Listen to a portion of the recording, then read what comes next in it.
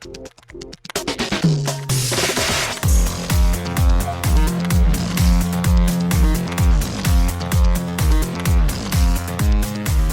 and welcome to Too Fast, Too Forever. There's all kinds of family. We chose this one. This is episode 289, Babylon A.D. from 2008. I'm Joey Lewandowski. I'm Joe too. And this episode is brought to you by IoT Connect. Their AvNet smart diesel generator monitoring solution takes remote control of your genset to obtain daily operational insights. It is an AI-based smart diesel generator monitoring system. It's the solution that you've been looking for. Shout out to IoT Connect. Well, shout out to IoT Connect and welcome to Too Fast, Too Forever. We had a bonus episode come out. We did our Young Rock, which I didn't know when that was going to come out, but I was like, tonight is WrestleMania. Let's get this out there. Tonight. So if it snuck past you, because it came out a couple days before our F9 with Montez, if you missed it in your feed, go check that out. We had Mr. Nate Milton on to talk about the wrestling Young Rock. man himself. Yeah. Mm-hmm. I'm trying to think of like the Fruity Films man, but like the something wrestling man, the turnbuckle terror, the whistling wrestling man. I don't know. Anyway, yeah, no, I was very, I think this show was fun. I enjoy doing the show. I like talking to people. But when like listening to that as I was editing it, I was just I love when Nate was on because it was like something he clearly cared about and passionate about. So if you've not listened to the Young Rock episode, go check that out. I thought it was a really fun episode. Give it a shot. No, I love having Nate on, and Nate, I mean, not that I really purposely planned to do any of this, but I purposely didn't plan because I wanted to hear Nate's take on some of the wrestling things in the show. Yeah. And it was cool to hear his, my memory, his knowledge, your us explaining things to you that are like, this is, this was like a really pivotal moment for this thing. It was cool all around. And like you said, I like the show. I think it's really wholesome and cute. So it was fun to watch. I will also say I was looking and I don't know how this exactly happened other than the types of episodes that we're going to be doing. But between now and the time when the resident historian Mike Manzi joins us to talk about Fast 10 in like almost 2 months, the only episode we're going to have with a guest as it stands right now is Montez on the tune-up. So take these guest episodes as you can because you're going to get tired of me and Joe's voice if you're not already. Because it's just us for the foreseeable future other than the one episode. And I don't know, like that usually doesn't happen, but just based on the episodes that we're doing or whatever, it's you and me here on out, ride or die. I'm ready. Babylon A.D. This was not in our original lineup for the lap.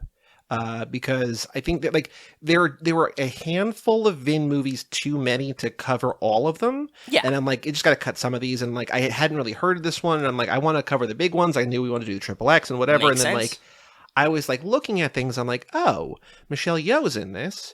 Everything Everywhere, obviously the biggest movie on the planet in the last year. Yep. We got to see what's up here. Had you ever heard of this movie before like a week ago when I was like, hey, we're doing this next? Not even a fucking whisper, bud. Okay. Nothing.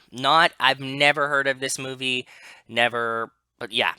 Didn't even fathom it. It existed. So. I feel like I had heard of it. I don't know for sure. 2008 see, that's weird because you would have definitely like heard, because right? it's not that long ago where we wouldn't have. I mean, I was in college at this time, so I only went to see like a handful of movies. Like I was definitely on the upswing in terms of watching movies for sure. But the only things I was seeing in theaters because I was a mostly broke college kid was like kind of Oscar films. Like I saw No Country like 3 times. I saw like There'll Be Blood. And I saw like big stuff, but like kind of mainstream like genre stuff like this. If this is even mainstream, I don't exactly know how to describe it. Like it's kind of blockbustery. Yeah, it's meant to be that at least. And like I don't know what time of year. Oh no, I do know what time of year this came out. And like I don't think that like this is not the kind of movie that my dad would have like, hey, like let's take the whole family go see Bab. Like it would have been like Transformers or whatever, right? Like exactly. That's the kind of thing. This definitely would have slipped by. Anyway. What time of the year did it come out? Can you tell me? So it came out in August of 2008. It was supposed to come out in February 08, but it came out in August 08 instead. So I will get to this. So I will just say this releases the question you've been asking all lap long. This movie comes out between Tokyo Drift and Fast and Furious. So between 3 and 4. So Vin is back in the fold. He is officially once again going to be Dominic Toretto. Just the cameo, and then this movie comes out a year before Fast and Furious number 4. Yes, correct. Okay. So the weird part is that tomorrow, no, maybe not tomorrow now, because we moved this around. This week's episode of 1999 that we're recording, me and John, is a Luc Besson movie called The Messenger, The Story of Joan of Arc, which is like this 2.5 hour long kind of like spectacular failure, maybe. I haven't seen it yet. I haven't watched it yet, but it's like very long. I have the sense it's the kind of movie that I could love. But like the reason I bring that up is it came out obviously a lot earlier than this. That was 1999, the whole point of that podcast. This is 2008, but it was shot by the same guy. The cinematography was by this guy, Thierry Arbogast. And it's also like a lot of crossover because a lot of the people in this movie were in Luc Besson movies. So this guy, Thierry Arbogast, Luc Besson also made The Messenger, but this guy who shot this movie, shot Leon the Professional, which is great. I'm sure you've seen Leon, right? Have you seen Leon? Leon the Professional, yes. Yes.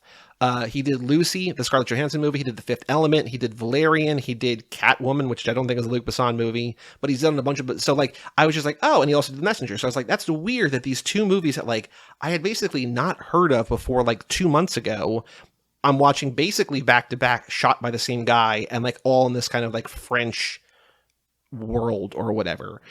This movie, Babylon A.D., though, is directed by this guy, Mathieu Kassovitz, who I think is predominantly an actor.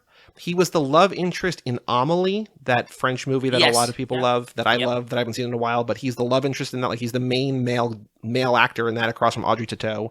He's also in a bunch of Luc Besson movies in smaller medium parts. Like, he's an actor. He also became a director. He made this movie called La Haine, L-A space H-A-I-N-E. I'm probably butchering the pronunciation of that, but that has like a 4.4 on Letterboxd. Like, that has a ridiculously high score. Like, people love that movie. He also made this movie, which we'll get to. He also made Gothica, which I think is like a Halle Berry movie, maybe that's like famously bad. Like, it's wild. Like, this guy has just like this really diverse history or whatever.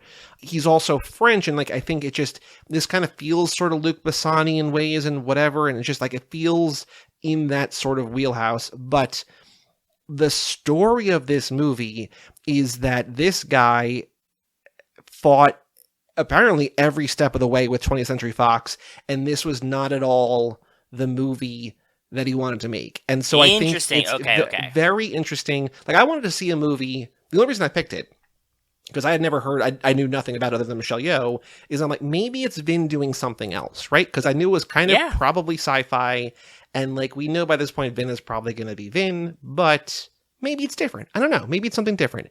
And then I start reading. Spoiler alert. I'm like, it's a little different. It's not very different. It's a little different, but it's mostly Vin. It's mostly Vin. This could have easily been like Pitch Black in the Light. Mm-hmm. Pitch Light. Mm-hmm. Pitch Light is. I was trying to come up with a fun I was like, Strike Light or yes. I don't know, some other iteration of that, but yeah.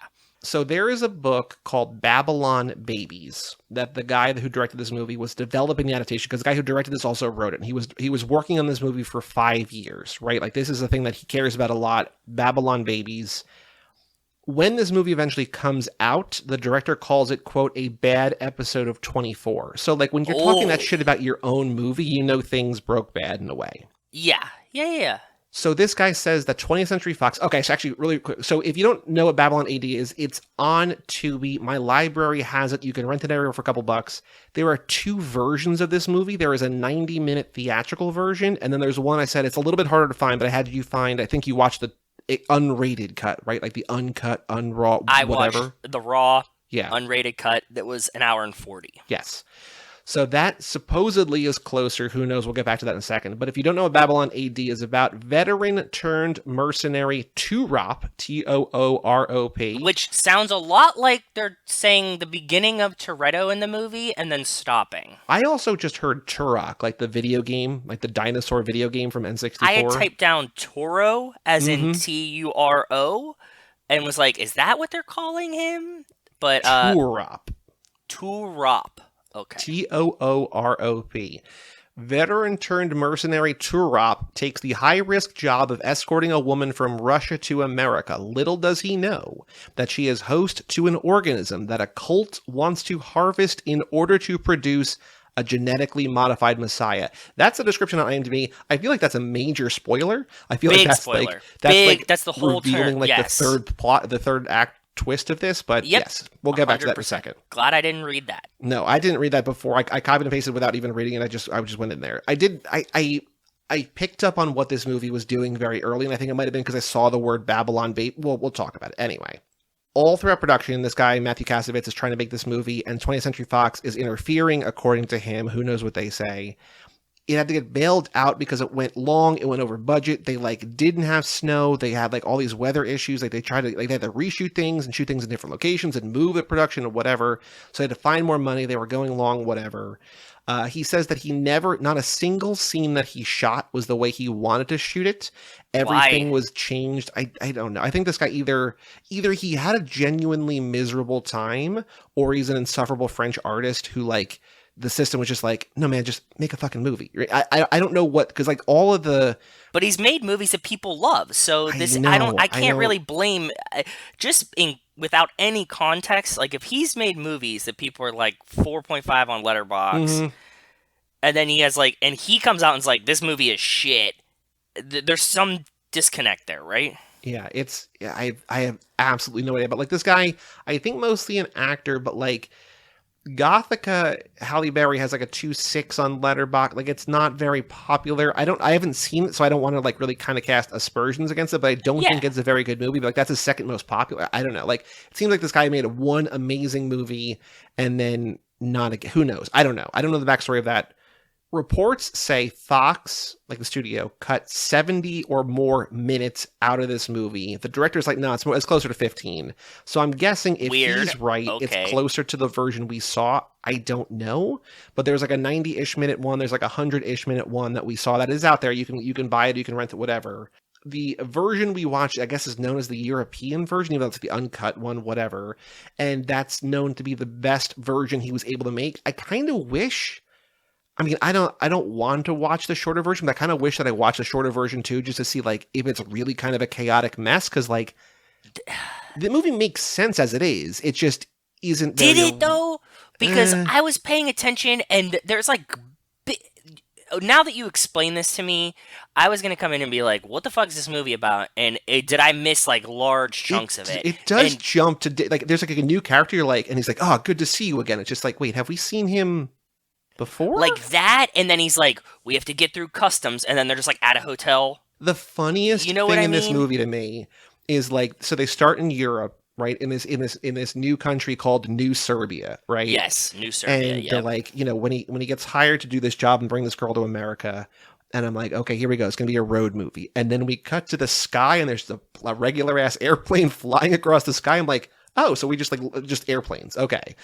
It just felt this was going to be this dirty, you have to get on a boat and cross the Atlantic or whatever. It's no, you're going to be on a continental, a cross Atlantic flight. Just I'm what is this reality? I don't understand. It's because it's somehow post-apocalyptic and then technologically advanced. Which they don't explain why or what happened to the world really. They kind of hint at it and they're you get it. Yeah, and they're oh, we're gonna go to New York, and the hotel room's completely automated and shit. But at the same time, then it'll be people are just stabbing each other in the streets, and it's guerrilla warfare. They walk through literal fight clubs, right? It's just oh, so it's the haves and have-nots, and I don't know. We'll get to that in a second. So, okay, yeah. So apparently, the director and the studio fought so hard that the studio's just fuck it, we're not going to promote it. So that makes sense. They're just we're not going to do it. They didn't screen it for U.S. critics. They just put it out there. So in spite of all that, the budget was 60 to 70 million. It still made 72 million. So it probably lost money with if they promoted it at all. But it wasn't a huge bomb. It just didn't do well, which is kind of wild. But anyway, Vin was cast by Fox. And Kassovitz wanted nothing to do with him. Interesting. He calls Vin, quote, a completely idiot actor, which I think is very funny and also very mean. That's very mean. Oh, God. Now I really want to know I want to see Vin's Instagram stories from being on set shooting this movie. Can't you see a stuffy French filmmaker being oh, this guy Vin Diesel, smoking a cigarette, be oh, this trash, this idiot actor. Ugh. Yeah, oh man, this is what's wrong with film, just it's this guy. I can 100% see that, cause he kind of if you're trying to make film. Vin Diesel's kind of the biggest proponent of the problem on the other side, right? Yeah. Like, all he wants to do is make, like, he's huge, muscly, American, and wants to make action movies and franchises. But he also loves the movies, right? Like, he loves the craft. He does, He's just not yes. the guy. Yeah, his head is in one place and his talents lie somewhere else. Yes, yeah. So Vin makes this movie and he goes to make Fast and Furious, right? And then like 6 months later he comes back and he's like, all right, I'm done with Fast and Furious. Like, what's the status of this movie? And like he sees the movie, he's just like, what the fuck happened? He's like, am I even in this movie anymore? He's like, he could not believe, according to Wiki, according to reports, how much this movie got cut, how much this movie got changed. He's like, I don't even know if I'm in the movie anymore. He's like, it was the 6 months between like finishing this movie and then seeing like the version, I guess, that came out. He's like, this is not the movie we made. I had no idea what we were doing. Okay, so even Vin is like, something fucked. Yeah. Like, something happened. Okay, cool. So we're getting we're piecing together the backstory. Okay. Okay. So again, like, it makes $70 million at the box office. The budget is like $70 million. So like, it's not a huge flop there. Rotten Tomatoes has a 7% by critics, 26% by audience. The consensus calls it a poorly constructed derivative sci-fi stinker with a weak script and poor action sequences. It's got a 26 on Metacritic, which is also terrible. CinemaScore audiences give it a D+. And a guy from Variety calls it a noisier, costlier version of Children of Men, yet lacking that film's social political significance and jaw-dropping direction. Have you seen Children of Men? Do you know that the Alfonso Cuarón? Yeah, it's like, it's this You're movie, right. but It's 100. Now that as soon as I was waiting, yeah. I was waiting as soon as you were gonna finish, and I was about to say like, yes. Now that you say Children of Men, I get it. That's very much so what this feels like this was going for, just not the right way. Right. And apparently, I have not seen this movie. I don't know if this is out there visible or not, but the director apparently made and released a documentary called Fucking Kassovitz, which is his last name, covering the production of this movie. Interesting. We should actually watch that. If you Google, on YouTube, it's an hour-long documentary. It's called Fucking Kassovitz, The Making of Babylon A.D., a documentary of the making of Babylon A.D. from the point of view of director Mathieu Kassovitz, French and English without subtitles. Oh, that's interesting. Okay. All right, I'm going to add this to the watch list, and I will watch this at like 2x speed and see what's up. Okay, cool.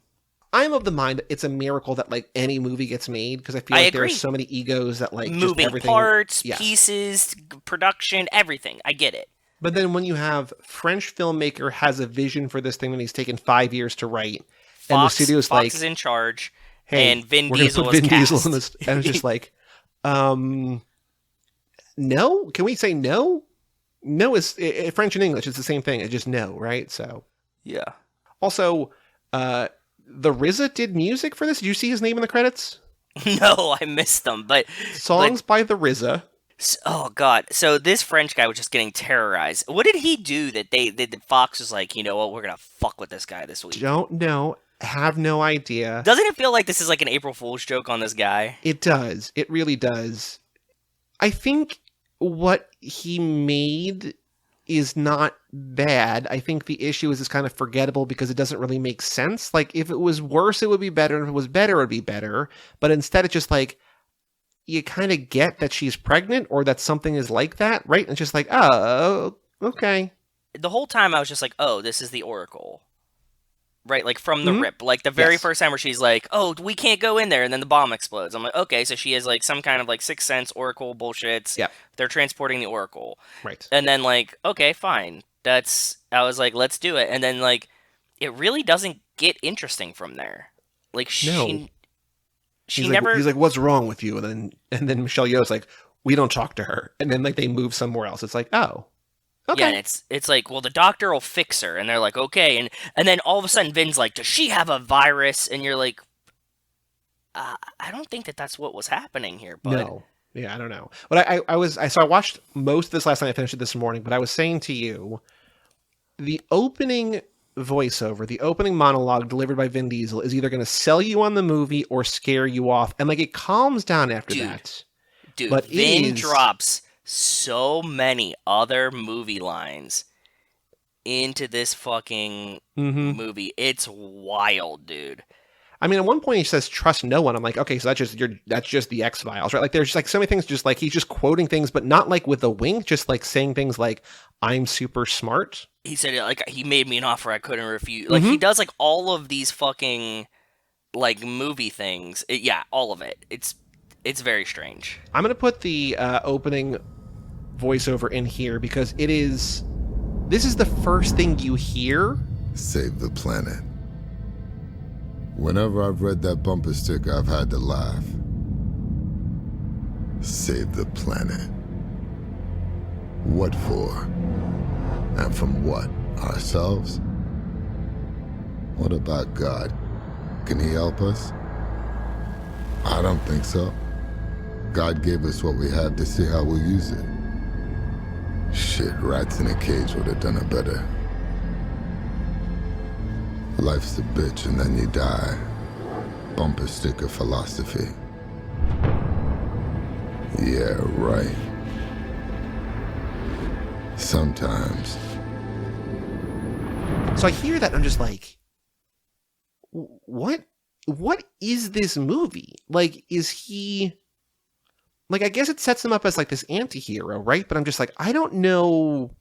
It's another fucking Vin Diesel vehicle where he's, like, a mercenary, he's a badass thing, and it's set in a sci-fi world. Mm-hmm. Like, I can totally see why he would want to do this. Because this is the kind of movie where, like, an army, a literal army of mercenaries, bursts into his apartment. And they're like, you're coming with us. He's like, if you wanted me dead, you would have blown up the building. And then he takes one of the guy's guns and shoots that guy in the chin and then walks out of the room. And I'm like, yeah, this makes sense. Like, I know exactly why Vin Diesel would want to do this movie. Like, that's Vin to a T, and that's super cool, and he delivers it. But I'm just like... And all you have to do is tell him, like, look, there's a girl who might have a virus, and she's secret pregnant. It's AI virus. And he's like, oh, I'm fucking in. And they're like, and you can have scars, and you were an ex-Marine. Now you're a mercenary, and you have to transport her from Russia to New York. And he's like, completely. There's cars. It's just everything mashed together again. You also have hair and a beard. It's like, cool, that's new. I was like, all right, yeah, sure.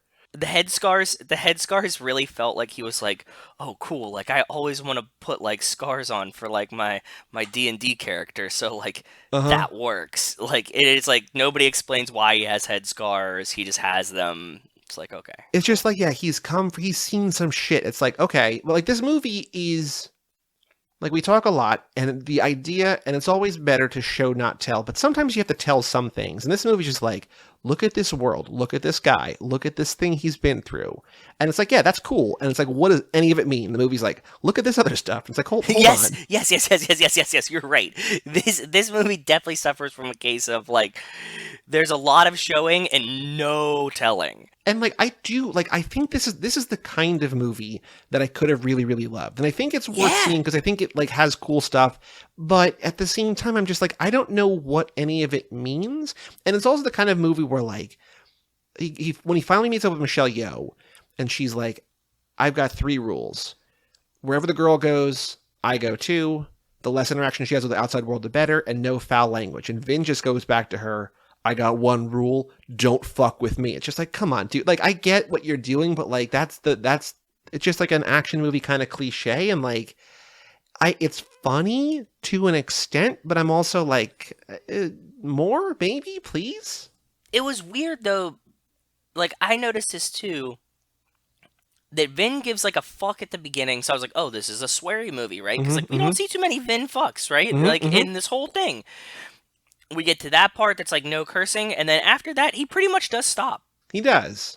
Although the last line of the movie is, save the planet one child at a time. Ain't that a bitch? Save the planet one child at a time.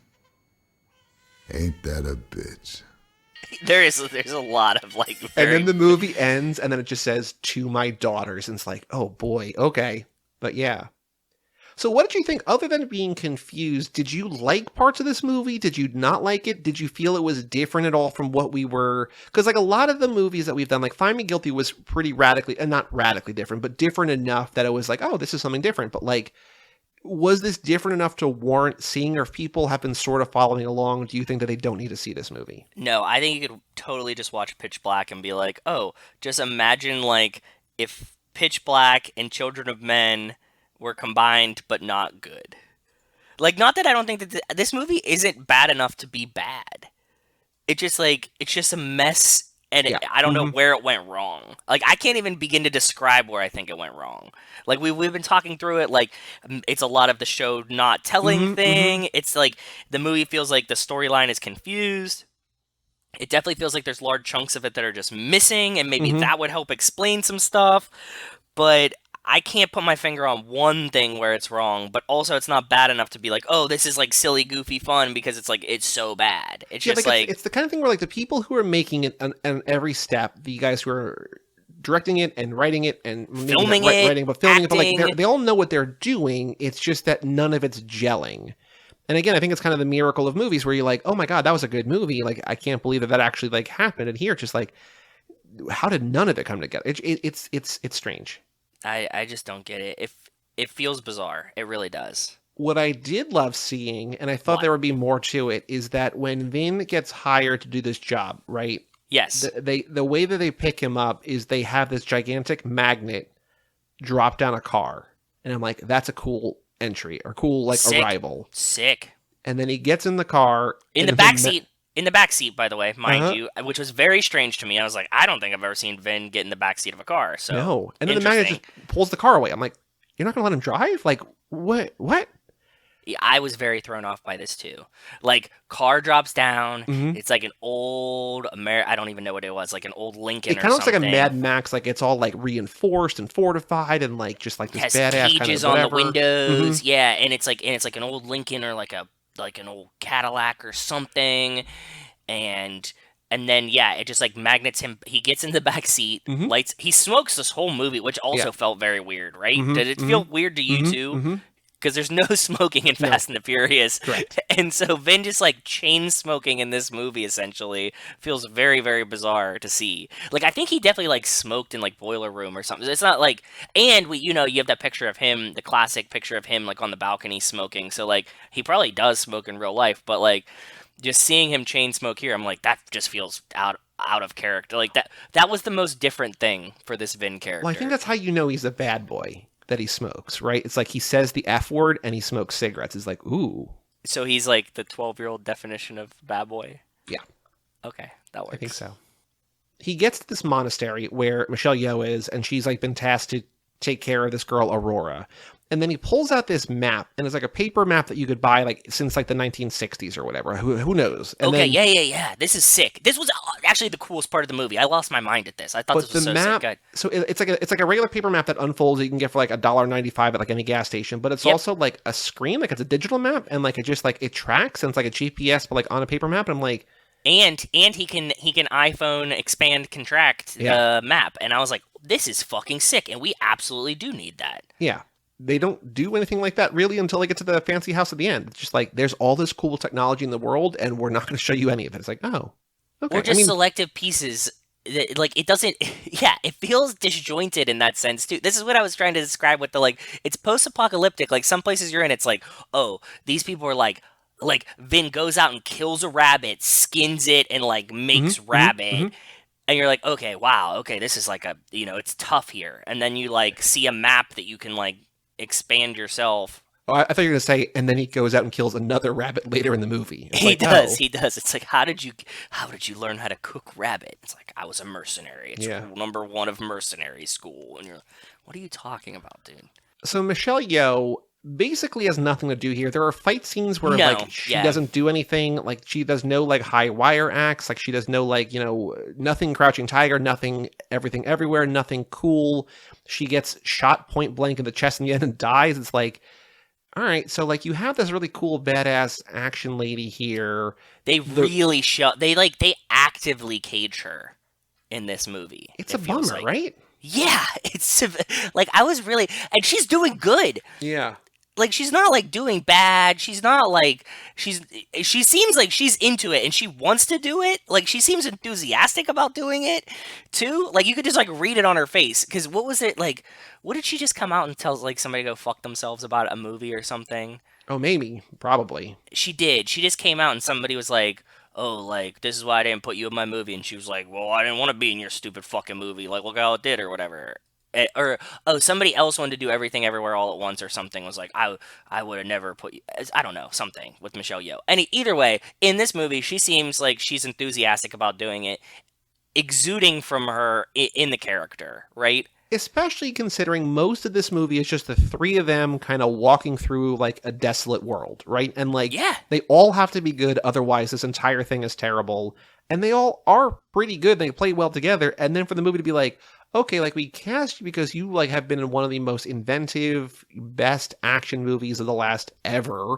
And this is kind of an action movie, and we're gonna like kind of give you nothing to do. It's like, why? What? It's a big fumble of the back. Now, this is another thing. Like, do you think that the French director was like, oh, like my vision for this is like this woman, and Fox was like, Michelle Yeoh, she's gonna fucking be a badass, and he's like, that's not what this movie. Like, don't give me Vin Diesel. I don't want Michelle Yeoh for this. Like, that's not what we're doing. I don't know. I feel like she would be more in line with like a French, like a stereotypical French filmmaker than a Vin Diesel type. But Oh, for sure. I don't know. Because then the other girl, Aurora, is a French actress. It's this girl, Melanie Thierry, Thierry. She was in that movie, The Five Bloods, that came out a couple years ago. That was great. She was also in this movie that I will give a recommendation to, that I feel like if anyone listening to this podcast has even heard of this movie, it would be Jason Rainey. There was a movie I saw at Fantastic Fest like 5 or 6 years ago called See You Up There. Okay. SEEYOUUP there. It's a French movie. And I don't remember much about it, but I've been worried to see it again because when I watched this movie at Fantastic Fest, I was like, this is one of the best movies I've ever seen in my life. And it's like this French movie. It's like a World War I movie, and it's beautiful. And she's in that movie. She's like one of the stars of that movie. And I'm like, this movie is incredible. And I've been worried because I'm like, I don't know if it's going to be as good if I see it again. But like, I would highly recommend, if you don't know anything about it, just go into it. I'm sure you can probably find it out there. I don't know, but she's in that too. So I was like, oh, but she's just like she as this French actress feels like the embodiment of what this guy wants. It's like, yeah, like the angst of like this young French woman, like in a desolate wasteland. Yep. You know, a woman against the world. And then like, and Vin Diesel. He's like, ugh, I'd rather not. But like, I guess. They don't tell Vin why he's transporting her, just that he has a transporter. And he's fine with that because he's a mercenary. He's a down on his luck mercenary that needs to get back into America for God only knows what reason. But he's a terrorist in America, so he's outcasted. But if he injects this serum, then he has a new passport. Right. And immediately I'm just like, is she pregnant? And wow, how did you know she was pregnant? I didn't get the pregnant part. Well, because I think I had read the title of Babylon Babies, but I was also just like, okay, so in my head, and this is very simplifying things, but if you're like, this young woman has incredible value, it's like, because the movie does not, like, Children of Men is just like, no one can have babies anymore. And they're like, but this girl can. And like, that movie doesn't keep it as a reveal. This movie's reveal is, we're creating the second Messiah. It's like, wait, what? Hold on, no. But she's like a robot vessel though. Remember, like they cyborged her with AI virus. Well, they created an artificial mom. I don't know. I had to rewind. I rewound that like explanation 2 or 3 times. I'm like, I still don't really understand what they did with this girl. Okay, so yes, good. I appreciate you saying that because like I was like, am I missing something? Like, maybe I fucked this up, and I was like, you know what? I'll just wait. Joey will know. No, because like at maybe the end, I just missed something. What I got to is that the scientist at the end, who is the guy who plays the Merovingian in The Matrix 2 and 3, and I think also, in 4, he's in the 4 also. He just like, the gist I got is like, I don't know what he did, but he fell in love with this girl as a father. He's just like, I don't want to see anything happen to this girl. I created her, now she's my daughter. That's all I need to know. Like, I don't understand. Like, I could not tell you what the process was if this girl is full cyborg, half cyborg, if her mom ever existed, if there's just like an idea of her mom. I have no idea. All I know is this guy created this life and then was just like, oh my God, I love her as a father. I don't want anything to happen to her. And I'm like, that's enough for me. Like I get that. Like that's all that I stuck with. And I'm just like, as long as I picked up on that, and I feel like that's all that really matters. But if you're like, hey, I'll give you $10,000 if you explain what this was, I don't even know where to begin. Same. Yeah. So no, I can't help you there. But in that regard, and also like in lines throughout, this is another movie where Vin is all about family. It is. He says, I have like family lines written down. Like, what is it? Oh, we protected each other like Michelle Yeoh Mm-hmm. literally said. But I mean, there's all. It's like not only is there like Fast and Furious kind of like lines in here.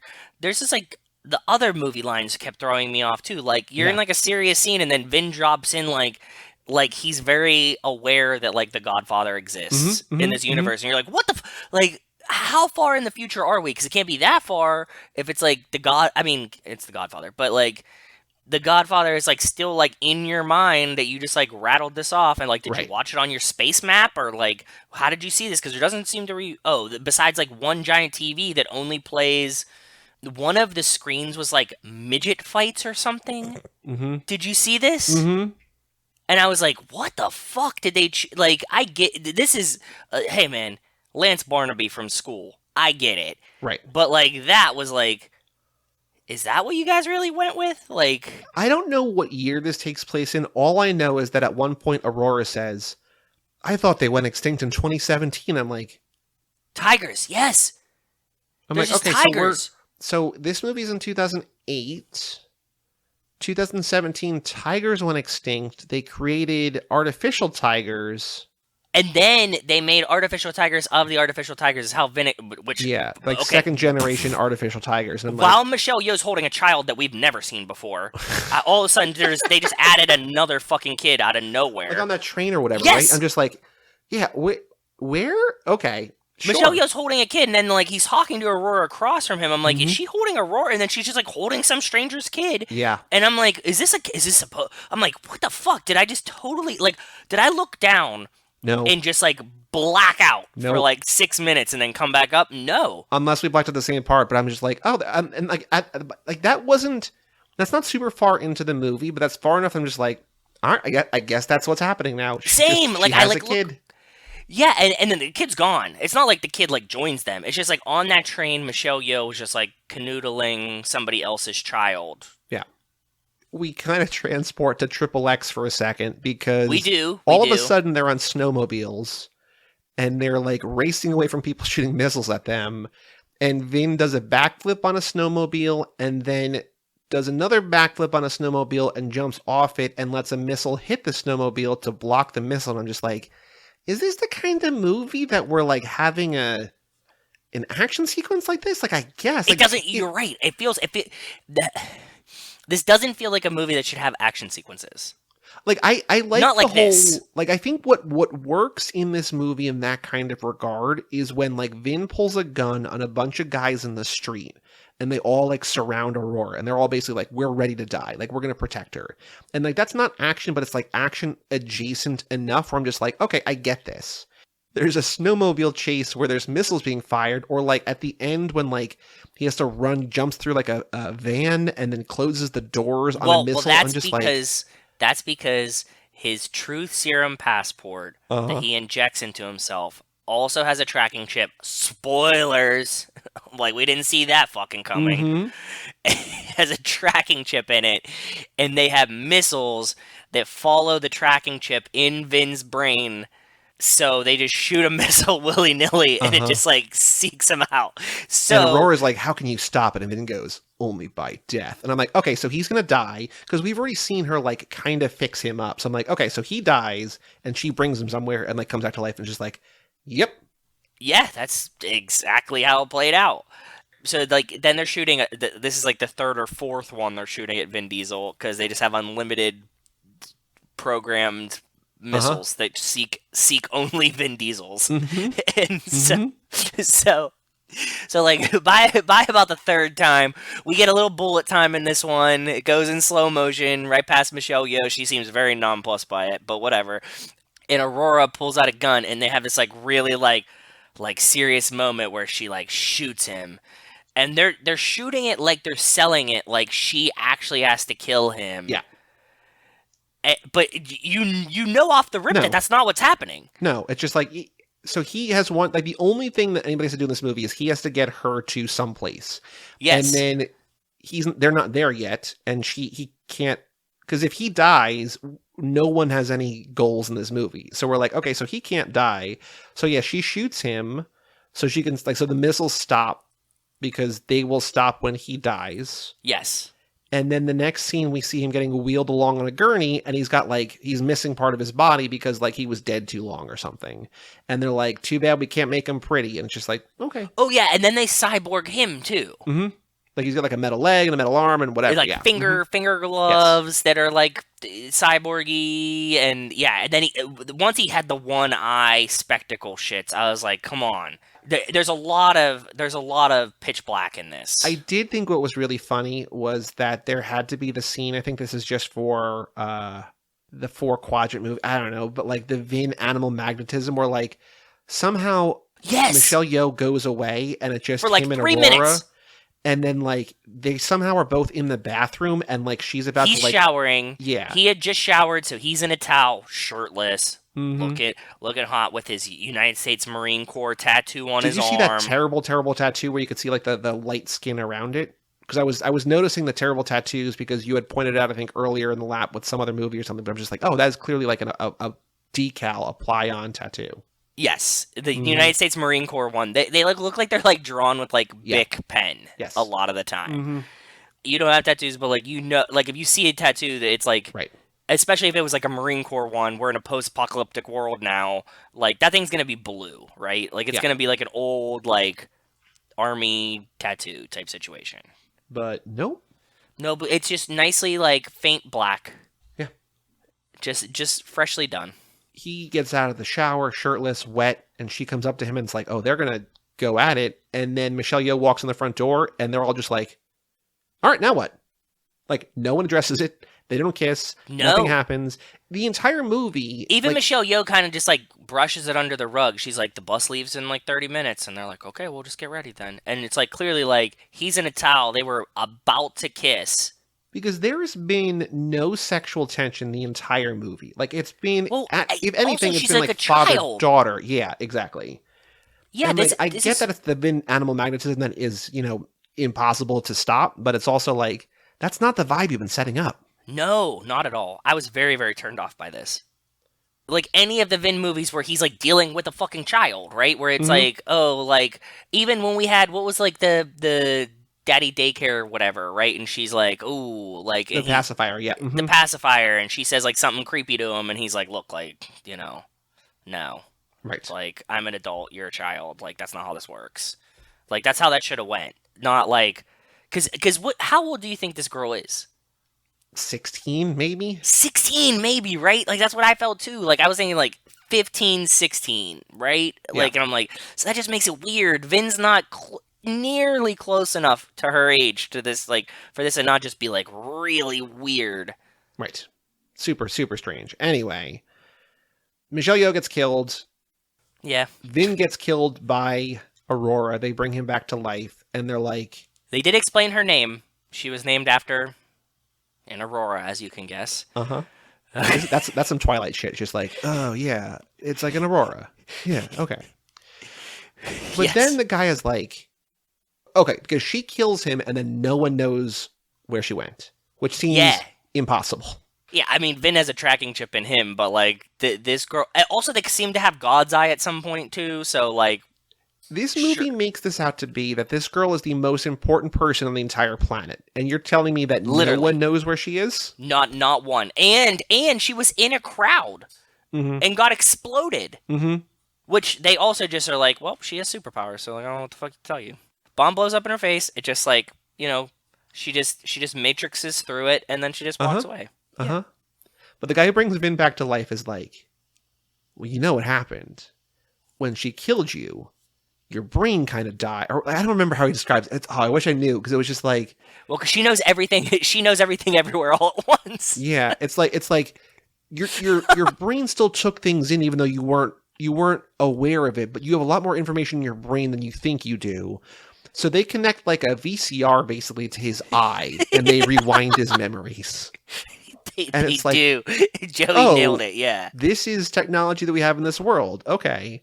And then he realizes the truth, and this is where I don't really understand what happened, but there's this like cult that's led by Charlotte Rampling, like this older British actress who's always in like very serious stuff, and she just like overacting the hell out of things here.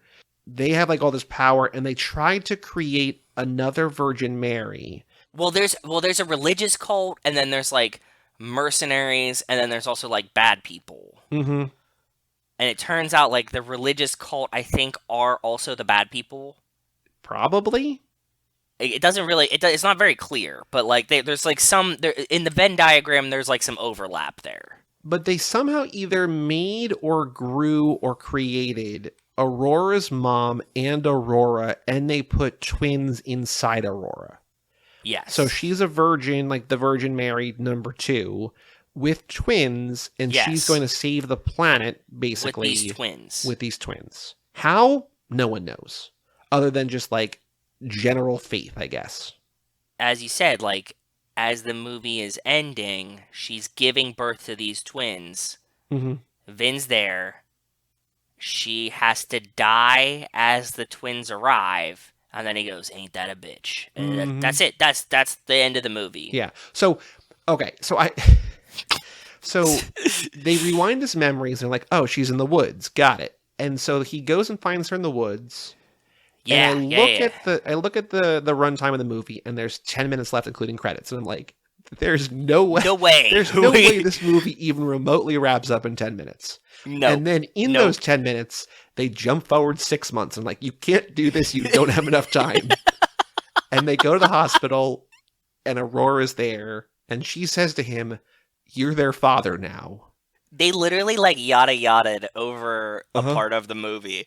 Like for all the stuff that they definitely cut out of this movie, that's a big yada yada. It'd be like, it's like somebody looked at their clock and was like, "Oh, it's about lunchtime." Like almost every Elvis movie that when I do with Mike, we're like, oh, like the one that I just did where I was saying that like the Speed Racer is based on this is Viva Las Vegas. Like there's 75 seconds left because in old movies, the credits are at the start. So like when a movie ends, it just ends. Like it's the end of the runtime. So there's like 75 seconds left in this movie. Yeah. Elvis is in the middle of a race and I know it ends with a wedding. And I'm like, I don't know. There's not enough time. And they still do it because like he basically crosses the finish line, smash cut to the wedding, end of movie. It's just like, okay. Perfect. But in new movies, there are credits. And in new sci-fi movies and sort of bigger budget movies, there's a lot of credits. Yes. And so I look and there's 10 minutes left, including that. I'm like, I don't even know.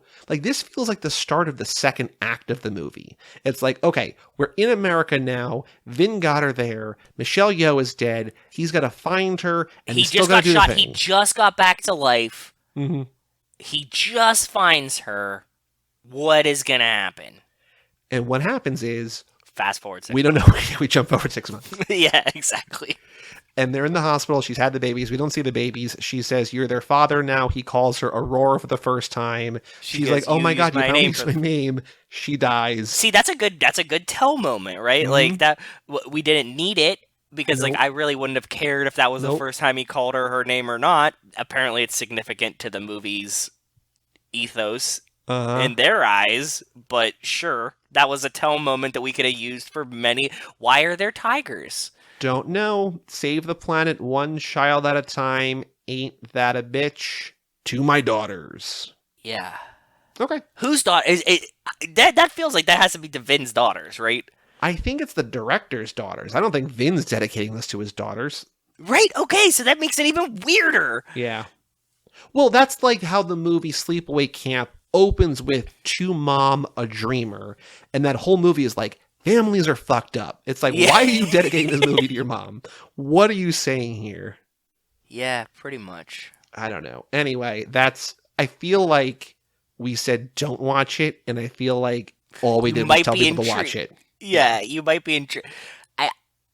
I'm glad that we got to talk about this together. Yeah. Because you helped me unpack and process a lot of this movie. I don't know that we did. Maybe we did. I have no more clarity, but you helped me unpack it. Sure. Okay, that's good. I'm glad. Oh, you know what I mean? Vin dropped out of that movie Hitman that Timothy Olyphant did. You know, the video game Hitman where the bald guy with a barcode on his... Apparently Vin was going to star in Hitman. He dropped out of that movie to be in this movie. That's a very Vin move. I'm going to do the more artistic shit. Yeah, he's like, this one got a French director for some reason. Yeah, but this one has a French director, Michelle Yeoh, futuristic world. I'm gonna play a brand new character of mercenary. Yeah, Wikipedia describes him as Hugo Toorop, a mercenary and former Marine, a professional smuggler from upstate New York, deported to Eastern Europe, where he does mercenary jobs as a smuggler. He's an expert in advanced weaponry, hand-to-hand combat, tactics, and culinary. And culinary. That's what it says. He cooks rabbits. Yeah, we didn't talk about that they're in a gas punk style nightclub. Like you skimmed over the Fight Club. I did. Because there's a long scene that they spend a lot of time at a gas punk nightclub that has a Fight Club glass ring Mm-hmm.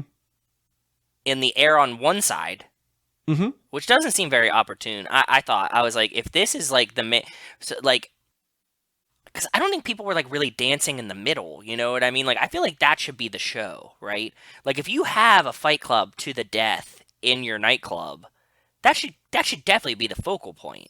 I guess it depends on your clientele, but this is another thing where like You don't put that on the side. No. That's not a sideshow. That's the main event at a nightclub that's gas punk themed. Aurora somehow makes her way into one of the cages, and then Vin finds his way in. I think there's and only starts... one cage. There's only one. Okay. That's what I'm saying. That's why it's on the side and it's weird. Like, Okay, that's weird. Yeah. because it makes it feel like there should be one on each side. Maybe you get two Fight Clubs at the same time, and it's kind of like the Spider-Man Bonesaw type situation that like you go in and you don't come out until like the timer's up.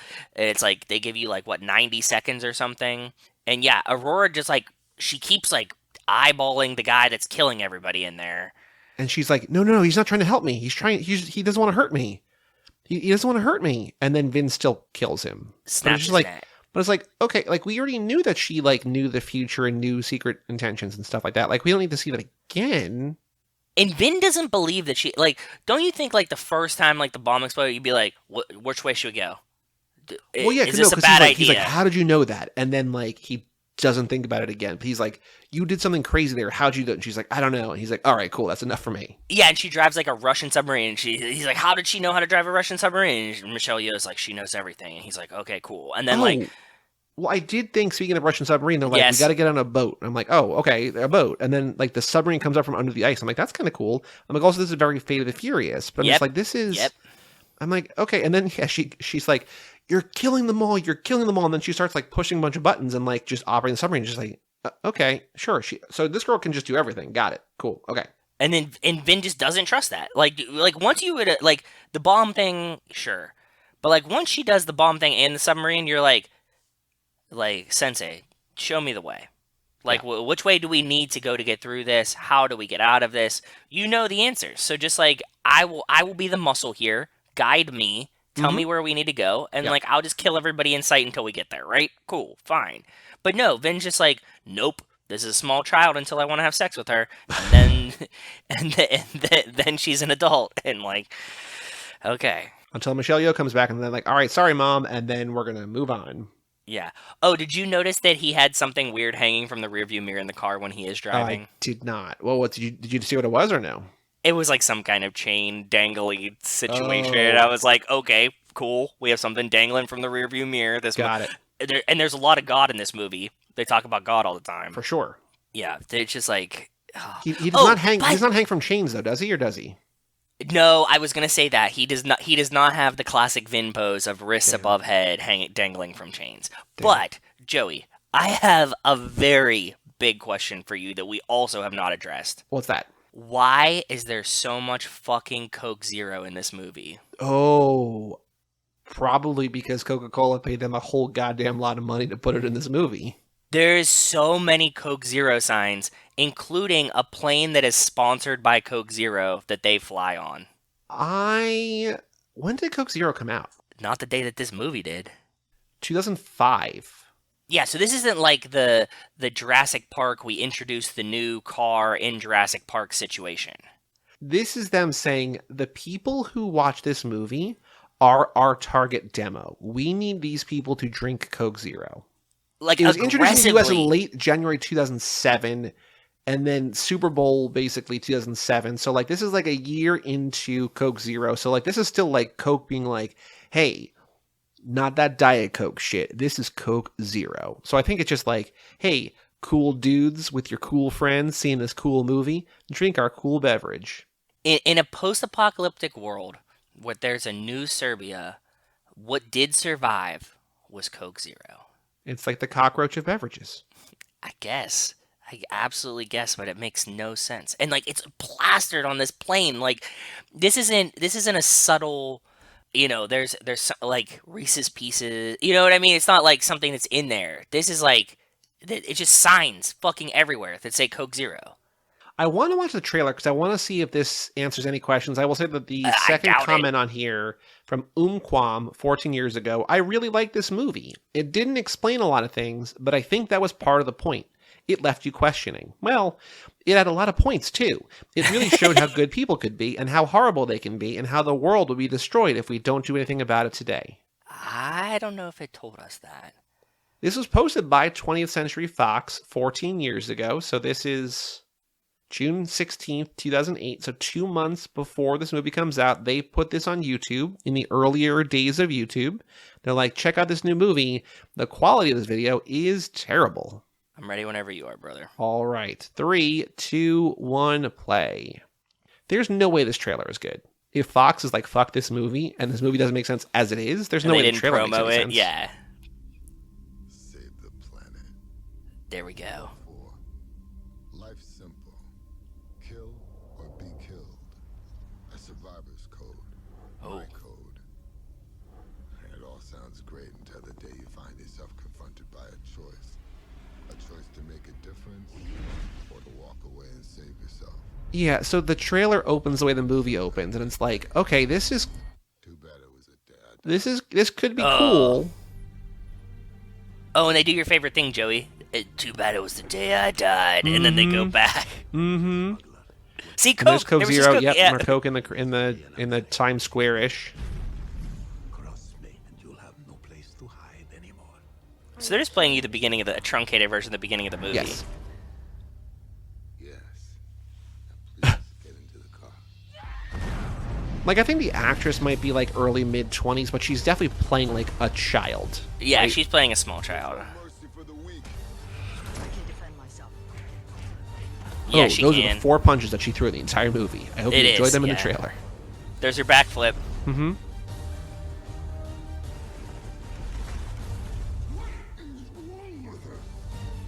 What is wrong with her?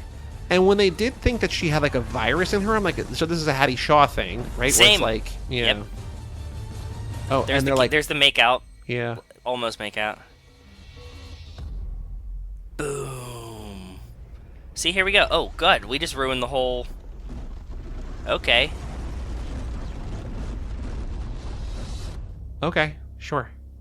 You're risking your life for me. Why? Because I was paid to. He doesn't answer, and the movie doesn't answer either, because the movie doesn't know. Yeah. Sure. It was on brand. The trailer wasn't surprising to me as somebody who's seen the movie. Yeah, I can see. We'll get to the Letterboxd game in a second, but I can see people being like, that movie blew my mind. Like that looks pretty interesting. Let me go see it. And like, wow, that really made me think about some things. Like with the Umlaut guy or whatever. It was just like, yeah, like that really. Like I think they're like what frustrates me is that like this could have been really really cool and interesting because like there's cool ideas and just like it's just. Whether it's the production or the editing or whatever. And like, again, keeping in mind, we watch the version that makes more sense. That's really scary. Yeah. Honestly. So, ugh. All right. Letterboxd game. Mad Max Fury Road 1.4 million times logged. Babylon A.D. 2008, directed by Mathieu Kassovitz. Tagline, kill or be killed. Starring Vin Diesel, Michelle Yeoh, and Melanie Thierry, has been seen by how many people? I have no fucking idea. I absolutely have no idea. That means you're going to get it right, because that's how this works. It's Michelle Yeoh, 2008, you said? Mm-hmm. People liked his other movie, this director. I'm going to go 22,000. You are wildly close. It's 24,000. 24,000 people. Average rating of 2.3 and most common, a 2, then a 2.5, then a 3. Our friend of the show, Haley Gerbes, gave it 3 stars, so she liked it. Average rating of 2.3, though. How many out of those 24,000 have this in their top 4 favorite films of all time? 3. The number is too high. 2. That number is still too high. 1. You are correct. One person has this in their top 4. It's this guy, Gajo. But I went to his account, or their account, I don't know. And their top 4 has Babylon A.D., the original Power Rangers movie from 1995, Oh, and 2 sick. movies I've never heard of before. Ooze, the Ivan Ooze one? Yes, the Ivan Ooze one, yes. Perfect. Oh, that's a really good one. I like that movie.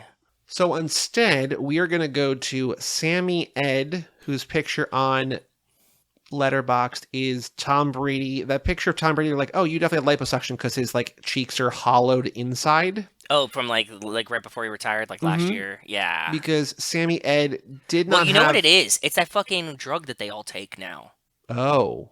Well, you know, there's Remember? also like the cheek scooping, or I don't know what it's called, but like There's people that, but I think that he's probably on that fucking what is the drug that's like not for it's for like diabetes or something. It's remember, do you know about this? They're No. all on like some wacky there's like a drug that's like for something that's like an actual thing, and like everybody in Hollywood has been taking it, and that's why like all of these people have that like it's Ozempic for like diabetes, and like you have all of these celebrities now, and you see them, and like it like you lose fat specifically in your face too. Because there's also the buccal fat, BUCCAL fat removal, where they take like a little like grape-sized fat out of each of your cheeks, Yeah, there's and that, it like but it hollows you out, and the people are like, we have no idea what this does long term. Like, why are people doing this? yeah.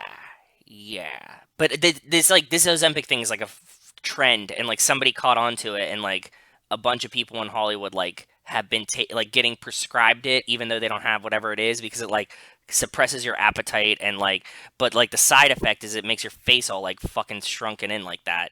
So now that you said this is the first time I connected that maybe Tom Brady's on that. Maybe. Who knows? Yeah. Kissing his son on the lips and eating strawberries now. Kissing Robert Kraft on the lips, kissing his dad on the lips. He loves love, man. Let him be. Kissing new models on the lips. Yeah, exactly. So Sammy Ed gave Babylon AD 5 stars. They said, wild. So extremely my jam. Children of Men, but it's also Triple X, and it has Michelle Yeoh. If you There said you that go. sentence to me, I'd be like, this movie sounds like it's awesome. Kassovitz throws out wacky sci-fi concepts and 2008 action with impressive variety, remarkably cohesive production design, and strong VFX for the era, except for Vin Diesel's height of 2008 fashion at the end of the movie, which only makes it better. Lavish schlock. I loved it. I mean, honestly, that's a very fair review. I don't think this is a great movie, but like the way that they describe it, it's like, yeah, that all makes sense. Like that sounds like a wonderful description of a movie I would love to see. Yes, you chose very positive attributes of it that all do make sense. I also, now that they brought up the 90s, Vin does have some weird fucking fashion choices in this movie. Yeah. Like at some points it's like futuristic and cool, like when he has this like weird like vest with straps on it when he goes into the Fight Club dungeon, whatever, like that thing's fucking awesome. But then like he comes out and he looks like he's like just wearing like pants that are way too big and a t-shirt, and the costume designer just like walked out like at the end of the movie is what it felt like to me. I was like, what happened here that his like pants are so baggy in this like futuristic world? I don't know. I don't know either. But Sammy doesn't even have a great top 4 that we can really do. Their number 2 is Naked Lunch, which is a movie that I've wanted to see for a while. It's a David Cronenberg movie. I would have never gotten that. Yeah, but numbers... Oh boy. 1, 3, and 4. Number 1 is a movie that we've done for this podcast in the classic car movies lap. Vanishing Point. No, I will say that it's not. You don't think of cars when you think of this movie. Paris, Texas. Did we do that? I did do that for that. I forgot that lap. But yeah, no, not. No, but you're on the right track. I will say the car of note in the movie is the 6000 Sucks. 6000 SUX. Oh, Not Strange Days, the other one that you picked that's a cult movie classic, like something about not Millennium something. I know what it is. It's that movie that's like the Apocalypse 1-2. Yes, because I can see the car and oh fuck, what's it called? I I always don't know what forget. movie you're talking about. I don't think we're thinking about the same movie. What? I'm trying to think of what your movie is. Oh, now. RoboCop. RoboCop. Yeah. No, I'm not thinking about RoboCop. I'm thinking about the other. Thank you. I got to RoboCop, but I was thinking about the movie that you told me about that we watched that I really liked, but I never remember the name of it. The cult movie that We did for nobody's this ever seen. podcast. I don't think we did it for a podcast. You just recommended it, and I watched it and really liked it too. Cult movie like Strange Days. Yeah, it's like an action movie, and you were like, "Oh, you need to watch this," and like I was like, "I've never heard of this before," and Miracle Mile. Miracle Mile, yes, yes. Okay. No, I said Millennium. I had an M in there. I knew I was around it. Yes, Okay. no, that movie rules. Yes. Okay, Yes. cool. Okay. Yes, RoboCop. RoboCop is Sammy's number 1. Number 4 stars your boy R. Pats in the movie that kind of captured everyone's imagination. Like, oh, this kid can actually really act. Good Times. Mm-hmm. Good Time, singular. Yep. And then number 3. I like Good Time, and I recommend it. Everybody that was like pissy about R. Pats being in the Batman, I was like, "Have you seen Good Time?" And they were like, "I don't know what that is." I was like, Yeah. "Exactly. Shut the fuck up. Like you didn't know." And then like the Batman comes out, and everybody's like, "Oh my god." And yeah, dude. We fucking knew he was a good actor. He was just in Twilight. Like that's not his fault. Like Yeah. And he's got fuck you money because of Twilight. And then number 3 on Sammy's list.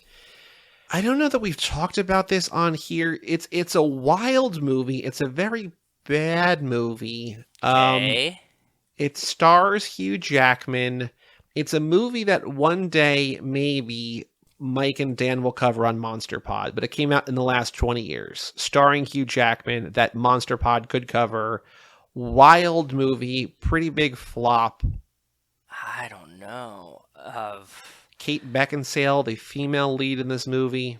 He likes doing so much theatery shit. Is it like One person I follow, Grace Spellman on Letterboxd, calls it the horniest movie she's ever seen. She gave it 1 star. the horniest movie she's ever? Have I seen this movie? I doubt have it, no right? idea. I mean, you've definitely heard of it. I don't know if you've seen it, but Is it 200,000 Cats? people. No, 2004, before Cats, way before Cats. The one name they all fear. So is it oh fuck, who's like the vampire killer guy? Yeah, fuck, what's the name of the vampire killer? Famed monster slayer blank is dispatched to Transylvania to assist the last of the Valerius bloodline in Van defeating Helsing. Van Helsing. Okay, I got it. Where I watched that movie, my entire review was just what? So I think I saw that movie in theaters and possibly with my mom. yeah, I think a lot of people saw that movie. Very popular movie. Very weird, not good movie, but fun, sort of. I have no recollection of anything that happened in it. I remember it just being like dark and blue, which I mean tracks, but I didn't actually remember Hugh Jackman was Van Helsing. Yeah, Hugh Jackman is Van Helsing.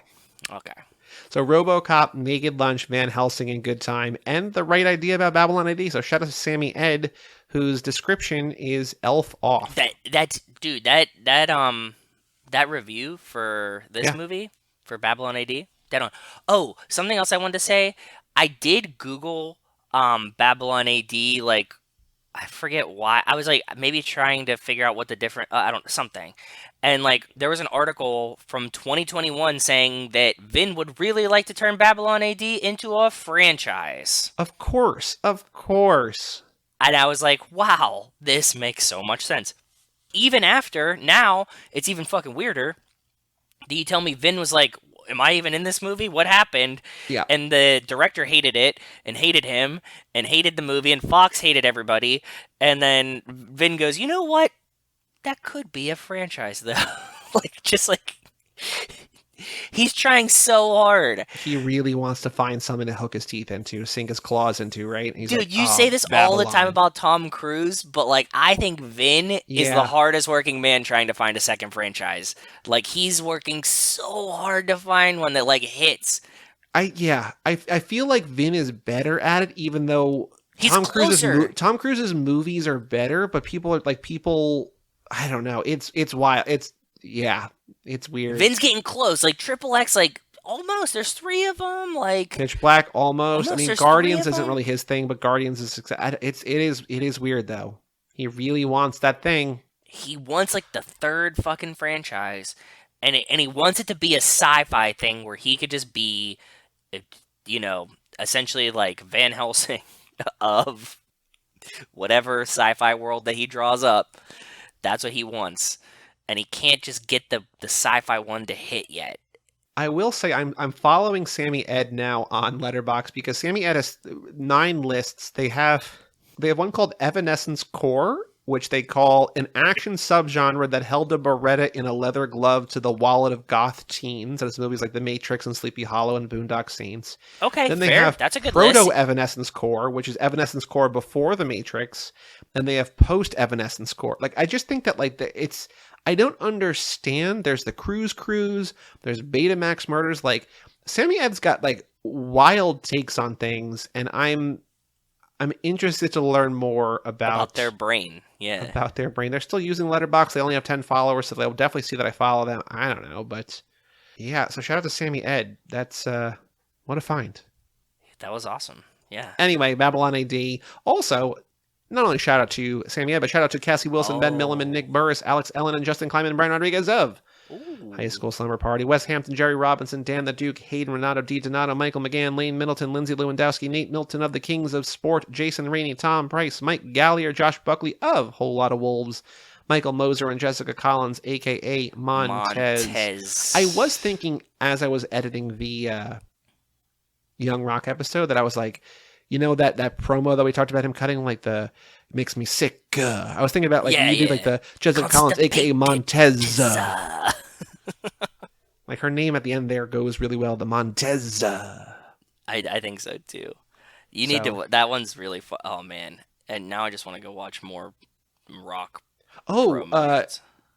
Simo, remember from past guest of the show, commented on Instagram that he said like he and his wife had watched the new season 20 times. I was like, Jesus, but like they loved that show. They were very excited that we covered it. So cool. Yeah, but apparently they like that's just like what they just put on like in the background or whatever. Like, you know, Wes talks about like, you know, when Mrs. West puts stuff on while she's baking, it just seems like they just always have Young Rock playing, which, you know, there's worse stuff for sure. Like there's worse stuff for sure. And if I had like kids in my house, like if it was like Baby Shark on loop or Young Rock, I'm gonna take Young Rock every time, right? Like it's like yeah, like no stupid songs that get stuck in your head. Like it has like a story, but it's also gentle and like familial and moral. Fine with it. Our next episode in the main feed is our Life in the Fast Lane number 10, double digits, Too Fast, Too Furious, minute 85. Joe, I'm gonna give you the 1 week heads up. It's the scramble. If you want to save your time and your Saturday next week, start doing some prep work now because we're scrambling next week. Okay, scrambling. Between now and then, though, we have a bonus episode. We have Nick Burris' patron pick. It is a Vin Diesel movie that we have not seen, that I have not seen at least. We've not covered yet. A Man Apart from 2003. Oh, yeah. Cool. I've never seen it. Nope. After that, we have Wes's, speaking of Wes and Mrs. West, we have Wes's bonus episode of Repo Men. Not Repo Man, Repo Men. Repo Men from 2010. 2 different movies. I don't think they're connected. But we have 2 bonus episodes coming out really soon. A Man Apart and Repo Men. But on the main feed, Life in the Fast Lane, and then the tune-up. And then we're going to go into Fast 10 prep, because that brings us into May, and we got a lot of stuff planned for that. But, you know, April has some bonus episodes coming up. So go on toofast2forever.com to get those. Those are going to be bonus episodes 35 and 36. Like, there's so much out there that, like, you'll never hear anywhere else. So go do that thing at toofast2forever.com. And for all things, maybe some surprises in the Patreon too. Surprises. Maybe some very serious surprises that you might want to have listened to. That some people might have been like, did they know about that? And it's like, the answer is more complicated than you know. Hey. Spoilers. Anyway. We've had the same question from a lot of you, and the answer is more complicated than you know. For all things, secrets and surprises, you go to cageclub.me, facebook.com/toofast2forever, or at toofast2forever on Twitter and Instagram and YouTube. Email us, family@cageclub.me. Check out our Patreon page with secrets and surprises at toofast2forever.com, and our store at cageclub.me/shop. And come back next time on the main feed for the Life in the Fast Lane, and before then on the Patreon for A Man Apart. I'm Joey Lewandowski.